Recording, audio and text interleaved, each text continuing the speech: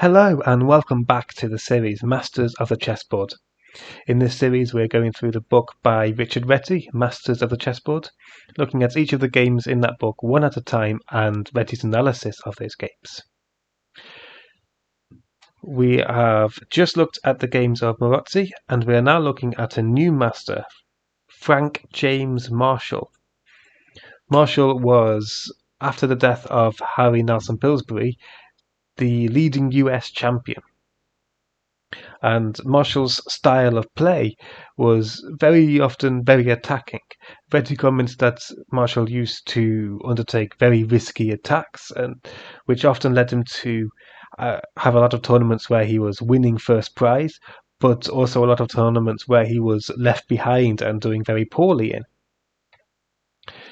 However, Reti also comments that his style was perhaps a bit too aggressive, a bit too attacking, and it didn't really work against some of the more positional players. For instance, he lost against Tarrasch. Tarrasch beat him 8 times, lost once and drew 8. Against Lasker, Lasker won 8 and lost none, but drew 7. And Capablanca won 8, lost 1, drew 14. And that was a young Capablanca as well. So because of this, Marshall started to play a bit more solidly. It meant he didn't really win as many tournaments, but he was consistently placed highly in a lot of them. However, a lot of his attacking style of chess was still very inspirational, and we're going to see one of those such games right now. Now in this game Marshall has the white pieces, and his opponent is Amos Burn, who has the black pieces. Now here we see a version of the Queen's Gambit, which we've already seen in game number 34 by the full game by Harry Nelson Pillsbury, where Nc3 Bb7, and we see this early fianchetto. And here in game number 34 we said that this can be punished quite heavily by correct play, this fianchetto, because it's perhaps a little bit too early. And we're going to see just why.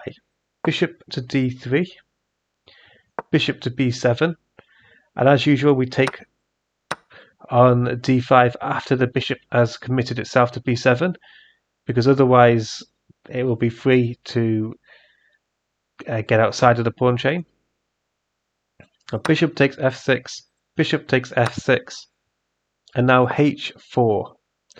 And now here the threat is bishop takes h7 check, followed by knight to g5. So bishop takes h7, king takes knight to g5, and the king coming out to h6 is the best move. But if you try and retreat, then queen to h5 is going to come, and it's threatening mate in 1, and it's not really too clear how you're going to respond to this.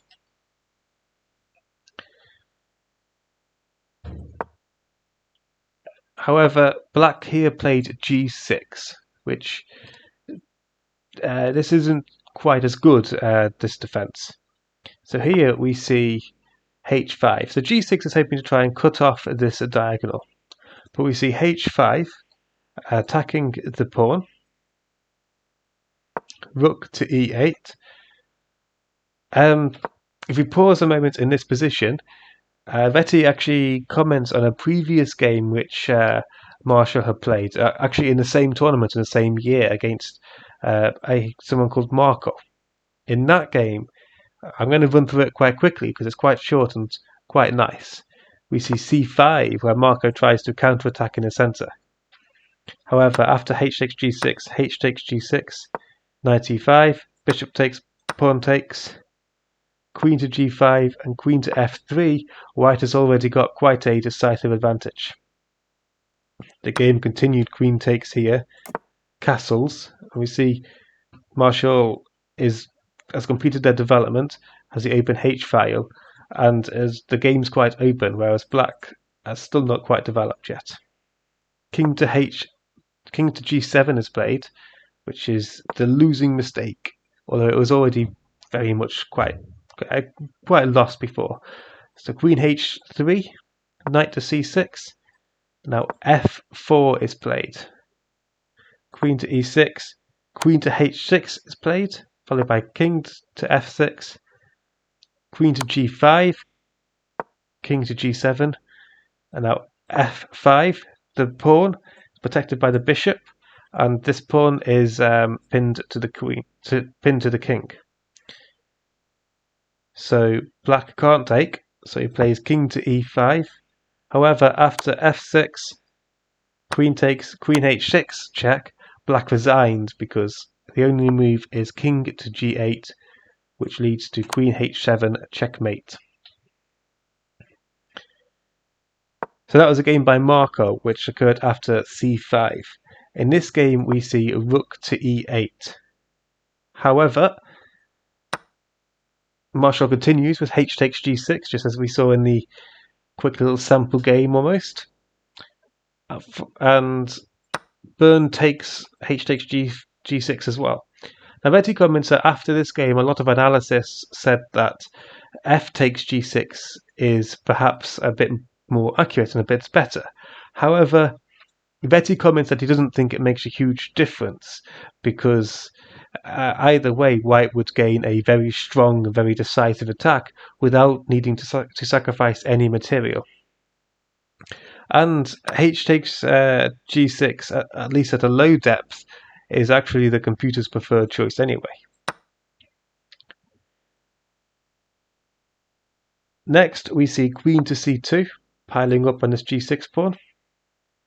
Knight to d7, and now bishop takes, f takes, queen takes g6, and now black has to respond in some way. If they play king to f8, Reti gives a continuation of knight to g5, threatening mate in 1.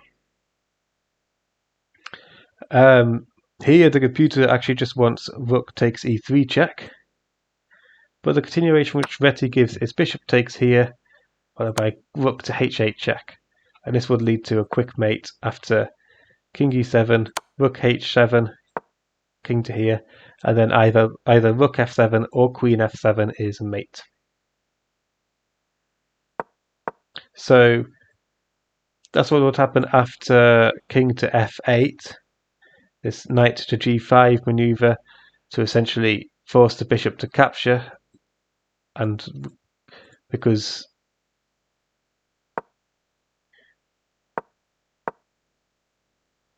you can't play rook h8 because of the bishop, so you're forcing the bishop to capture, allowing you to check, mate.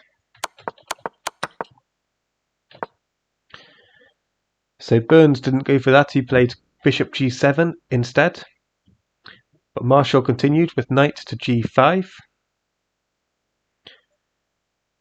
We see queen to f6, hoping for a trading queen, so always a good idea. However, it's not such a good idea when it leads to mate, and that's exactly what happened. Rook to h8 check, king takes, and queen h7 is a mate. That's a nice little short game, total of 18 moves, and we see how it was quite characteristic of what you'd imagine a very attacking player is like, pushing h4 very early on, and then h5, just essentially opening lines to the king. And only when he has quite a decisive attack does he sacrifice on g6. And at this point, it's won. It's computer's evaluating this as +8 already, so at this point it's already won. And that's the first game of Frank James Marshall, the US champion at the time. So I hope you liked this video. If you did, please like, comment and subscribe, and I hope to see you next time. Thank you for watching.